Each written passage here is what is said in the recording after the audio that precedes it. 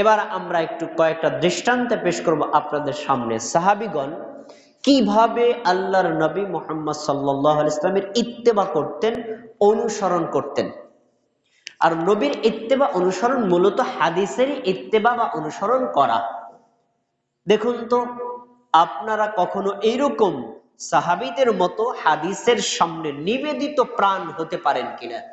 তারা কেমন নিবেদিত প্রাণ ছিলেন? প্রথম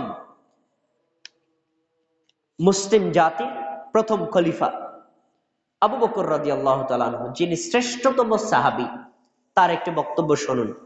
সহিহুল বুখারী হাদিস নাম্বার 3093। তিনি বলেন, ক্বালা আবু বকর, আবু বকর রাদিয়াল্লাহু তাআলা আনহু বলেন, লাস্তু তারিকান শাইআন কানা ইয়ামালু বিহি রাসূলুল্লাহ সাল্লাল্লাহু আলাইহি ওয়াসাল্লাম ইল্লা আমিলতু বিহি। আল্লাহর নবী মুহাম্মদ সাল্লাল্লাহু আলাইহি ওয়াসাল্লাম যে আমলগুলো করেছেন, আমি আবু বকর প্রত্যেকটা আমল করব, আমি একটা আমলও পরিত্যাগ করব না। এরপরে বলছেন যে ফাইন্নী আখশা, আমি আশঙ্কা করি, আমি নিজের উপর ভয় করি। কি ভয়?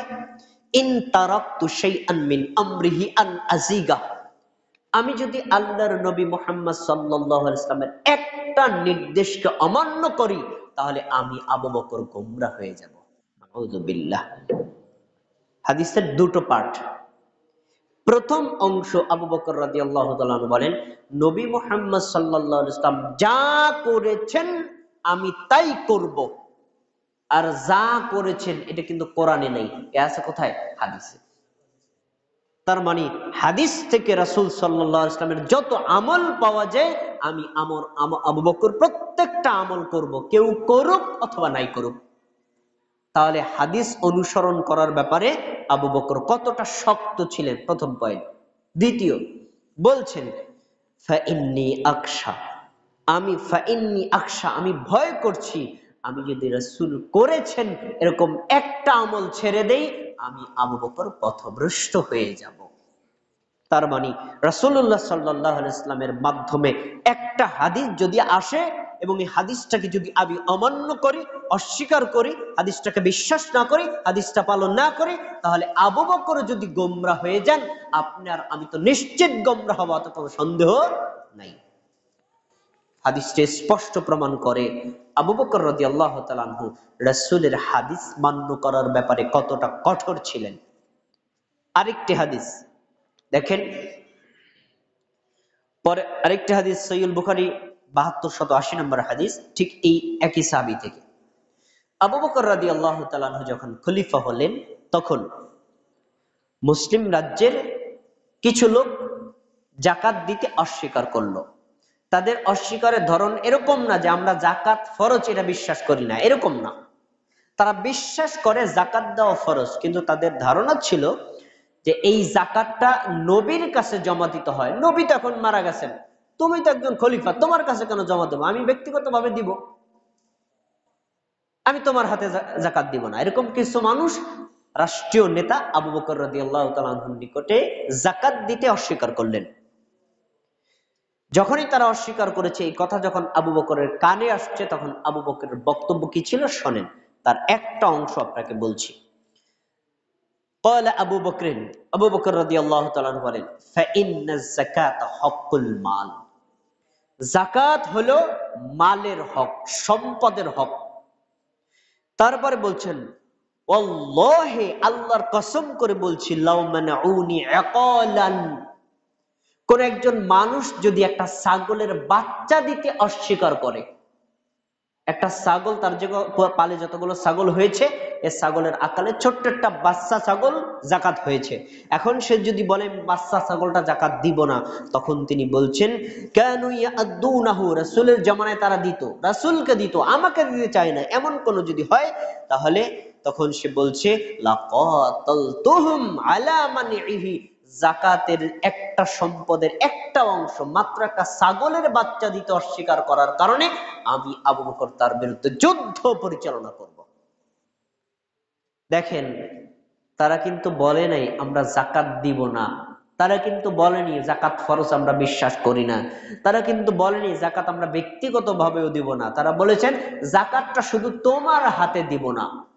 আবু বকর বলছেন যেই যাকাতটা তুমি রাসূলের কাছে দিতা, আমি আজকে রাষ্ট্রীয় নেতা, আমার কাছে তুমি যাকাত দিতে অস্বীকার করছো, মানে যাকাত দিতে চাই, শুধু একটা সুন্নতি একটা অংশ দিতে অস্বীকার করেছে।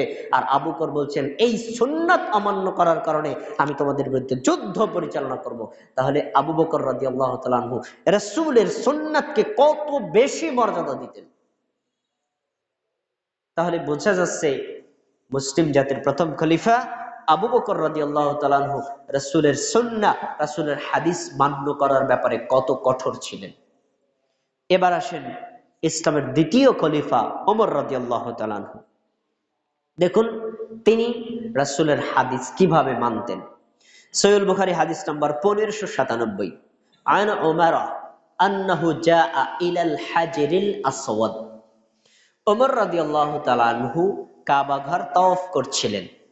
তাওয়াফ করতে করতে এসে হাজরে আসওয়াদের নিকটে আসলেন। কাবা ঘর 4 কোণা বিশিষ্ট, একটা কোণায় হাজরে আসওয়াদ, কালো পাথরটা থাকে যেখানে হাজিগণ তাওয়াফ করতে গিয়ে চুম্বন করেন। তো ভালো করে শোনেন, ওমর রাদিয়াল্লাহু তাআলা আনহু ওই হাজরে আসওয়াদের সামনে আসছেন, মানে এখন চুম্বন করবেন। আচ্ছা, ফাকাব্বালাহু, হাজরে আসওয়াদের নিকটে এসে তিনি ওই হাজরে আসওয়াদকে চুম্বন করলেন। অকালা, চুম্বন করার পরে তিনি বলছেন ইন্নী আ'লামু আন্নাকা হাজারুন লা তাদুররু ওয়া লা তারফাউ, বলছেন আমি জানি তুমি একটা পাথর, তুমি কারো ক্ষতিও করতে পারো না, তুমি কারো উপকারও করতে পারো না। ওয়ালাউলা আন্নী রাআইতুন নাবিয়্যা ইউকাব্বিলুহা মা ক্বাব্বালতুকা, পাথর শুনে রাখো, আমি আমার নিজের চোখে আমার নবীকে যদি তোমাকে চুম্বন দিতে না দেখতাম, আমিও তোমাকে কখনো চুম্বন করতাম না। এখান থেকে দুটো বিষয়। 1 নম্বর বিষয়, পৃথিবীর শ্রেষ্ঠতম পাথর যে পাথরটা এসেছে জান্নাত থেকে, সুনানে তিরমিজি হাদিস নম্বর 877 বর্ণিত হয়েছে, এই হাজরে আসওয়াদটা এসেছে জান্নাত থেকে। যখন এসেছে তখন তা দুধের চাইতেও বেশি সাদা ছিল। পরবর্তীতে আদম সন্তানের গুনাহের প্রভাবে এটা এখন কালো পাথরে পরিণত হয়েছে। তার মানে আগে ছিল সাদা, বর্তমানে এর রং কি? কালা। আচ্ছা, এখন এই হাজরে আসওয়াদ যেহেতু জান্নাত থেকে আসছে, এটি শ্রেষ্ঠতম একটা পাথর, তো ওমর রাদিয়াল্লাহু তাআলা বলছেন লা তাদুররু ওয়া লা তানফাউ, পাথর তুমি কোনো মানুষের উপকারও করতে পারো না, ক্ষতিও করতে পারো না। আচ্ছা, বিবেককে একটু জিজ্ঞেস করেন, পৃথিবীর শ্রেষ্ঠতম পাথর যে পাথর জান্নাত থেকে এলো, সেই পাথর যদি কোনো মানুষকে উপকার করতে না পারে, সেই পাথর যদি মানুষকে ক্ষতি করতে না পারে, তাহলে সুরেশ্বরের দরবারে যে পাথর আছে, বিভিন্ন পীরের দরগায় যে পাথর আছে, এই পীরের পাথরে আপনার কতটুকু উপকার করতে সক্ষম? বিন্দু মাত্র উপকার করতে সক্ষম না। প্রথম বিষয়, একটা প্রশ্ন করতে পারেন, আপনি যে হাদিসে বললেন যে এই পাথর এক সময় ছিল সাদা, পরে হয়েছে কালা, কেন? আদম সন্তানের গুনাহের প্রভাবে। তাহলে বোঝা যায় এই পাথর উপকার করে। কি উপকার? কোন ব্যক্তি যদি হজ করতে যায়, উমরা করতে যায়, তাওয়াফ করার পরে ওই হাজরে আসওয়াদকে চুম্বন করে, এই সুন্নাতটা পালন করার কারণে আল্লাহ সুবহানাহু ওয়া তাআলা ওই বান্দার পেছনের ছোট ছোট পাপ ক্ষমা করে দেন। তে ক্ষমা হয় যেহেতু পাথরের প্রভাবে, পাথরের মাধ্যমে, তো এই কারণে পাথরটা কালো হয়ে গেছে। তাহলে পাথর তো উপকার করে, মানুষের গুনাহ ক্ষমা করে। প্রিয় ভাইয়েরা, এটা তো স্পষ্ট হাদিস দ্বারা প্রমাণিত যে এই পাথরের মাধ্যমে বান্দার পাপ ক্ষমা হয়, এটা হাদিসে বর্ণিত হয়েছে। কিন্তু পাথর মানুষের বিভিন্ন রোগ উপকার করে, রোগ থেকে নিরাময় করে, অথবা সন্তান না থাকে সন্তান দিতে পারে, কারো উদ্দেশ্য হাসিল করতে পারে, কারো বিপদ দূর করতে পারে। এই ধরনের কোনো কথা তো হাদিসেও নেই, কোরআনেও নেই। তাহলে একটা শ্রেষ্ঠতম পাথর যদি কোনো পার্থিব অথবা পরলৌকিক কোনো মানুষের উপকার আর ক্ষতি সাধন করতে না পারে, তাহলে পৃথিবীর আর অন্য কোনো পাথর মানুষের কোনো উপকার ক্ষতি করতে পারবে না। সুতরাং আপনারা যে জেলায়, যে উপজেলায় বাস করেন, নড়িয়ায় আমি গিয়েছিলাম, দেখলাম সেখানে একটা দরবার আছে, পাথরের পূজা করে তারা। প্রতিদিন সকালে এবং বিকালে দুধ ঢেলে দেওয়া হয় পাথরের উপর। তা পাথরের উপর দুধ ঢেলে দিয়ে মাটিতে শুষে নেয়। এই পাথর আপনাকে কি উপকার করবে আর আপনার কি উদ্দেশ্য হাসিল করবে? যদি কোনো ব্যক্তি এই বিশ্বাস করে তাহলে বুঝতে হবে তার এই বিশ্বাস স্পষ্ট শিরকি বিশ্বাস। প্রিয় ভাইরা, প্রথম পয়েন্ট গেল, কাবা ঘরের শ্রেষ্ঠতম পাথর মানুষের উপকার আর ক্ষতি করতে পারে না, শুধু আপনার পাপ ওই পাথরের মাধ্যমে ক্ষমা হয়। আচ্ছা, 2 নম্বর, ওমর রাদিয়াল্লাহু তাআলা আনহু বলছেন, আমি জানি তুমি একটা পাথর, কোন উপকার করতে পারো না, ক্ষতি করতে পারো না, তাহলে আমি তোমাকে সম্মান দিলাম কেন? এজন্য দিয়েছি, আমার নবীকে দেখেছি তাই দিয়েছি। তাহলে নবীর অনুসরণের ব্যাপারে ওমর রাদিয়াল্লাহু তাআলা আনহু কি বিনয়ী ছিলেন কিনা? অবশ্যই। রাসূলের ইত্তেবা করার ব্যাপারে, রাসূলের হাদিস মান্য করার ব্যাপারে, রাসূল যা করেছেন তা করার ব্যাপারে, যা নির্দেশ করেছেন তা করার ব্যাপারে, যেটাকে সাপোর্ট করেছেন তা মান্য করার ব্যাপারে ওমর রাদিয়াল্লাহু তাআলা আনহু ছিলেন অত্যন্ত কঠোর। এজন্যই ওমর বলছেন, আমার নবীকে না দেখলে পাথর আমি তোমাকে চুম্বন করতাম না।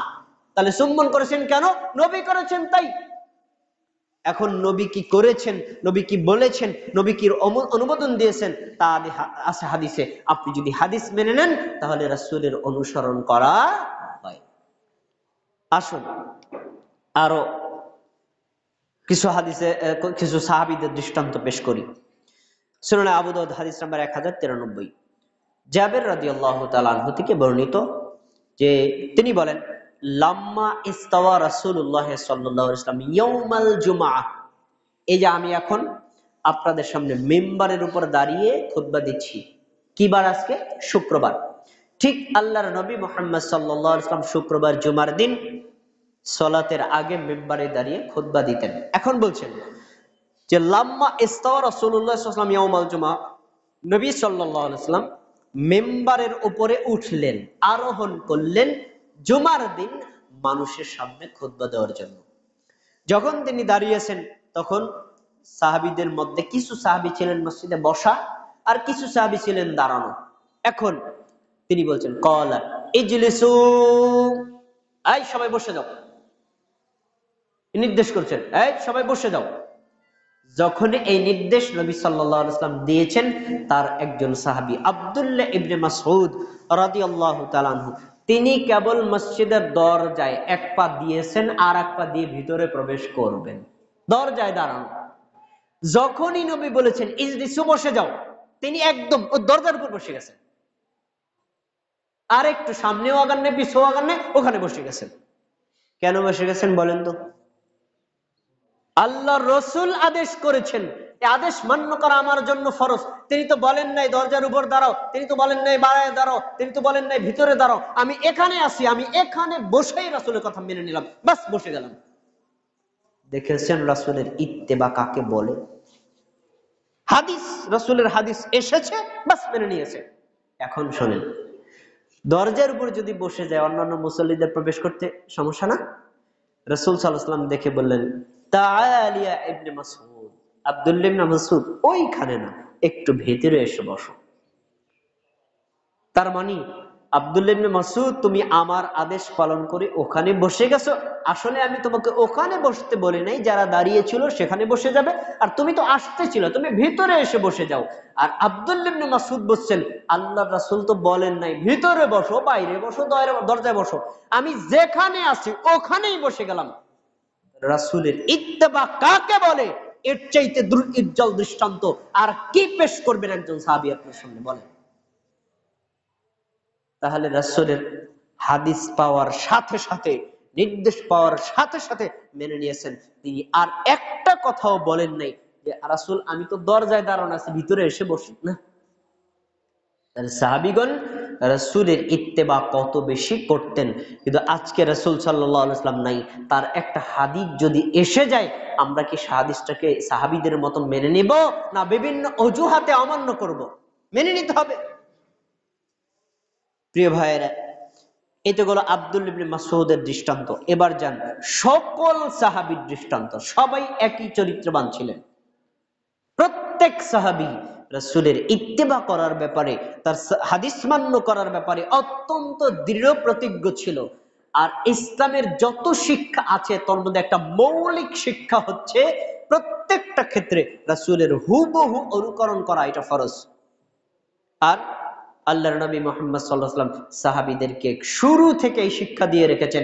এজন্য প্রত্যেক সাহাবী রাসূল যা বলতেন তা মেনে নিতেন, যা করতেন তাই করতেন, যা তিনি সমর্থন করতেন তাই তারা সমর্থন করতেন, যতক্ষণ পর্যন্ত ইন্ডিকেট করে না বলতেন এই কাজগুলো আমার জন্য তোমার জন্য না, ততক্ষণ পর্যন্ত তারা তা করতেন। আসুন সকল সাহাবীদের একটা দৃষ্টান্ত আপনার সামনে পেশ করি।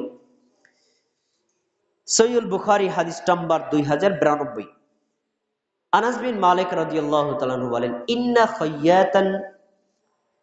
খাইয়াতান দাআ রাসূলুল্লাহ সাল্লাল্লাহু আলাইহি ওয়াসাল্লাম লিতুআমিন সানাআ। একজন দর্জি যে সুতার কাজ করে, সেলাইয়ের কাজ করে, কাপড়ের কাজ করে, এমন একজন লোক নবী সাল্লাল্লাহু আলাইহি ওয়াসাল্লামকে দাওয়াত দিয়েছেন, আল্লাহর নবী আমি আমার বাড়িতে আপনার জন্য কিছু খাবার তৈরি করেছি আপনাকে ভালোবেসে, আপনি যদি আমার দাওয়াতটা গ্রহণ করেন, আপনি আমার বাড়িতে খেয়ে আসেন, খুব খুশি হব।